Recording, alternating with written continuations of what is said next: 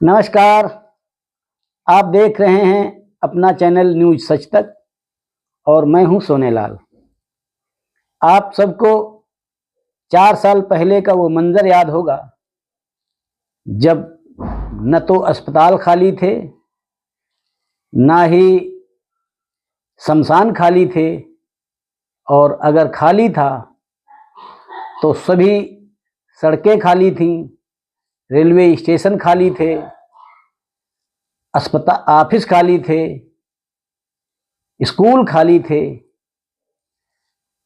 और कई कई घर खाली हो गए थे। किसी किसी घर में पूरे घर के ऊपर कोरोना का कहर टूटा था, तमाम बच्चे अनाथ हो गए थे।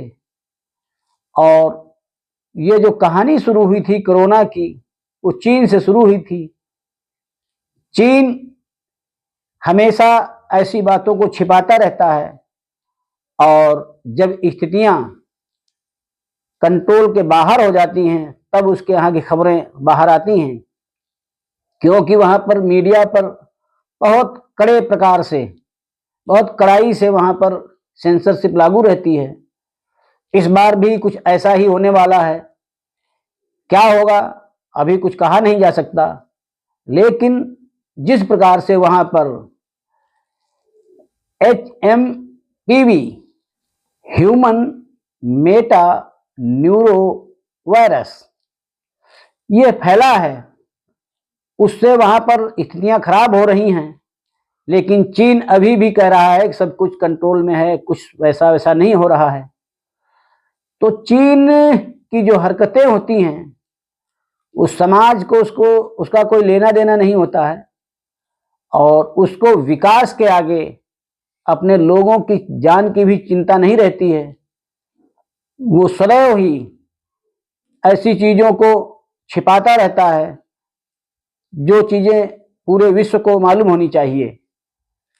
इसी प्रकार से जब HMPV वायरस वहां पर आया तो इसको वहां की सरकार ने छिपाना चाहा, लेकिन ऐसी चीजें अधिक दिनों तक नहीं छिपती हैं। भारत सरकार ने अपनी एडवाइजरी भी जारी कर दी है, हाई लेवल की मीटिंग भी कर ली है। WHO से भी उसने पूछा है कि चीन की स्थिति क्या है, उसके बारे में पूरे विश्व को बताया जाए। हालांकि कोरोना के टाइम में WHO की जो भूमिका थी वो अच्छी नहीं रही। उसने जो है शुरू में ही चीन का पक्ष लेते हुए ये कहा कि नहीं, चीन में कुछ नहीं हो रहा है, सब सामान्य हो जाएगा, सब कुछ बढ़िया हो जाएगा। लेकिन बाद में उसके ऐसे कहते कहते ही पूरी दुनिया में जो कहर टूटा था उसका सबको अंदाजा है, सबको पता है। इस बार भारत ने अपनी जो तैयारियां कर रखी हैं, अभी भारत में आज की तारीख में 3 केस आ चुके हैं, एक छोटा बच्चा भी है।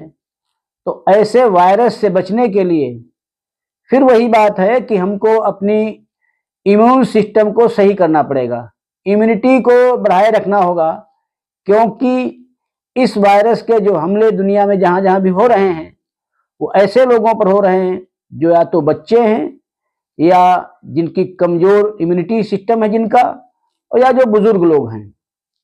तो ऐसे लोगों को बहुत सावधानी बरतनी है। जिस प्रकार से हम लोगों ने कोरोना में सावधानियां बरती थी कि छींक खांसी वाले मरीज से दूर रहें, उससे दूरी बनाए रखें, उसके न तो बर्तनों में खाना वगैरह खाएं, न तो उसके प्रयोग किए हुए कपड़े पहने, और जिनको सर्दी जुकाम साधारण भी हुआ है वे बहुत एहतियात बरतें, क्योंकि साधारण सर्दी जुकाम बुखार भी आपको इस वायरस की चपेट में ले सकता है, या हो सकता है कि यह वायरस आपके पास पहले से ही मौजूद हो। हालांकि यह वायरस 1958 में दुनिया में पहचाना गया था, लेकिन इसके कुछ लक्षण 2001 में मिले थे, जब इसके मरीज दुनिया में किसी किसी स्थान पर मिलने शुरू हो गए थे। तो ये पुराना वायरस है, लेकिन इसकी उपस्थिति तो जो है 2001 में पहली बार दर्ज की गई थी। और ये जो इम्यून सिस्टम है, देखा गया है कि जहां पर अंधाधुंध ये विकास की दौड़ लगी हुई है, वहाँ पर लोगों की इम्यून सिस्टम जो है सही नहीं है। और जब इम्यून सिस्टम नहीं सही होता है तो जितनी भी बीमारियां हैं आदमी के अंदर घर कर जाती हैं और आदमी को बुरी तरीके से नुकसान पहुंचा।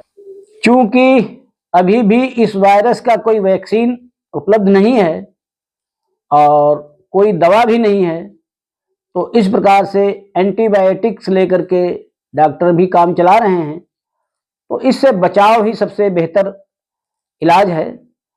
या जैसा पिछली बार भी जो एलोपैथी के अलावा जिन लोगों ने ये आयुर्वेद की दवाओं का उपयोग किया था, उनके नुस्खों को उपयोग किया था, उनके लिए काफ़ी कारगर सिद्ध रहा था। तो ऐसे ही आयुर्वेद की दवाइयों से इम्यूनिटी सिस्टम बहुत जल्दी बढ़ता है। इनको सेवन हम लोगों को अभी से शुरू कर देना चाहिए, खासकर उनको जिनकी इम्यून सिस्टम सही नहीं है। और ये जब पहले आपके फेफड़ों पर भी सूजन फैला, आपके जो श्वास नली है उसमें भी सूजन हो सकती है, फेफड़ों में पानी भर सकता है। तो ये जो उसके सिम्टम्स हैं वो भी आए हुए हैं, तो एहतियात बरतना बहुत ज़रूरी है इस मामले। इस वायरस के जो लक्षण हैं वो कोरोना से मिलते जुलते हैं।